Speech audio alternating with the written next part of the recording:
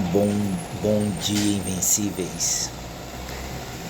Vamos falar um pouquinho de estrutura familiar, sobre um caso que aconteceu aqui no Rio de Janeiro, numa agressão de duas moças por um rapaz. Toda estrutura familiar ela é composta de pai, mãe, logicamente filhos, ou filho. E nessa estrutura existe o masculino e o feminino. Não necessariamente o masculino pode ser representado pela figura do pai, a figura paterna, ou a figura feminina pode ser representada pela figura materna da mãe.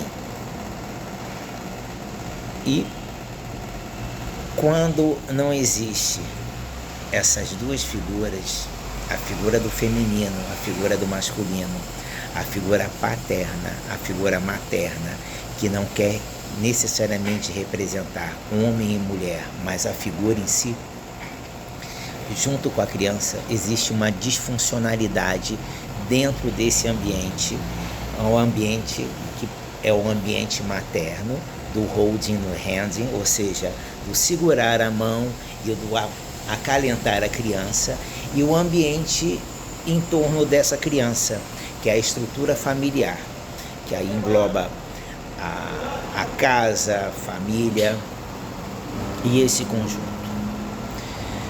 Quando não existe um desses elementos, né, e vamos explicar para que serve a figura paterna, ela serve justamente para poder dar suporte à figura materna, para que a figura materna possa exercer a sua função dentro desse ambiente, né? Ou seja, o cuidar, o acariciar, o segurar, o aleitar, o alimentar.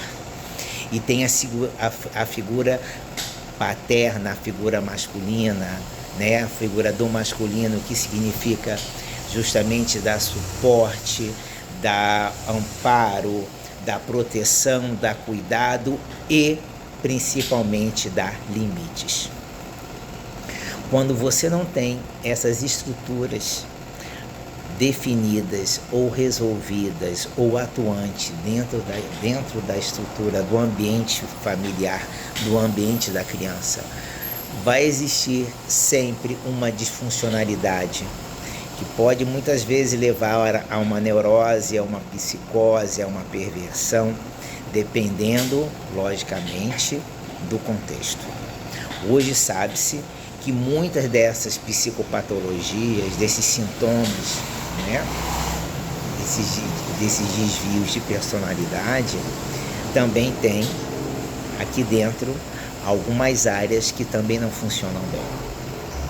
Mas vamos tirar a parte da neurociência e vamos entrar para a área da psicanálise, né? Quando você tem um rapaz, na hora que ele pega e agride uma menina e ele bate na cara dessa menina, na realidade, ele não está batendo na cara da menina, ele está batendo na cara justamente da mãe. E se você for pensar, e não é a mãe, a figura mãe, é mãe da figura materna, né? 90%, 99% dos casos dos homens que agridem mulheres, na realidade estão agredindo aquela parte materna que ficou disfuncionalizada na área dele. Ou não tiveram a área materna, ou a área materna foi negligente, ou eles se julgam injustiçados, prejudicados, afastados, alijados da convivência materna. Muitos, quando atacam ou agridem uma mulher, na realidade, tudo que eles falam, eles gostariam muito de falar para essa parte materna. E o tapa que eles dão é justamente a parte materna. Quando eles chegam nessa parte da violência, é visível que não houve a castração, né? O que é castração? É justamente a parte paterna quem dá limites. E o dar limites significa fazer com que você seja orientado com que você veja que existem normas de, fazer ver que aquilo não é certo, que aquilo não pode fazer. Quando não existe essa castração por parte da figura paterna, você tem justamente um homem sem limites. E a castração não significa necessariamente um homem falar que não é para ser feito isso. Não é para o masculino falar que não é para não fazer isso. Não é para a parte paterna não falar que não é para fazer isso.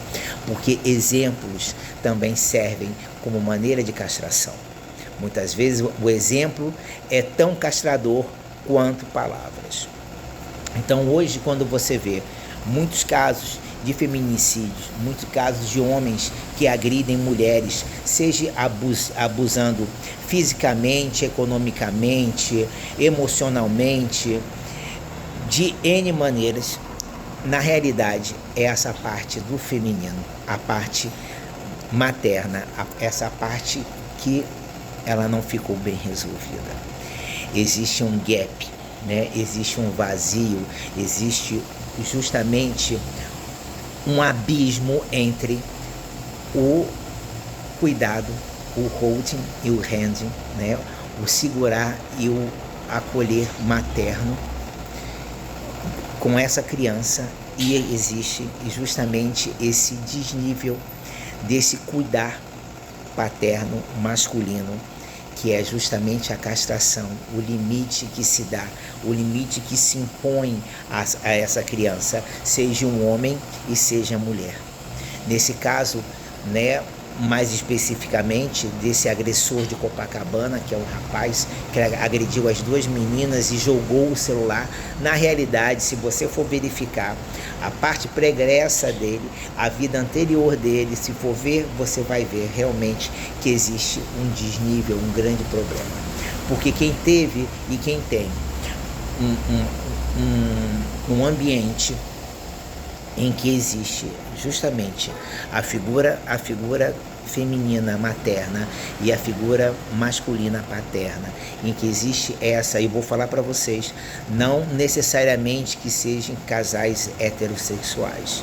Muitas vezes, casais homoafetivos, você faz numa terapia, num acompanhamento psicanalítico, psicológico, né, ou com assistente social, um deles que vai representar a figura do feminino, não necessariamente sendo mulher, e um deles que vai representar a figura do masculino, não necessariamente um homem, para justamente criar esse ambiente saudável dentro de casa. Então, essa é uma análise, né? Essa é uma das visões que se tem por conta da agressão, dessa quantidade de agressões. E quando você for ver, nisso existe esse gap, o gap do feminino, daquela mãe que ou não podia dar atenção, ou trabalhava, ou ausentava, e na realidade a criança quer atenção. E a maneira como faz, acaba criando um adulto disfuncional que acaba agredindo mulheres, porque justamente o que ele queria era a atenção, e a maneira que ele tem de poder chamar a atenção é agredindo mulheres como se fosse agressão à mãe dele. Invencíveis, tenha um bom dia.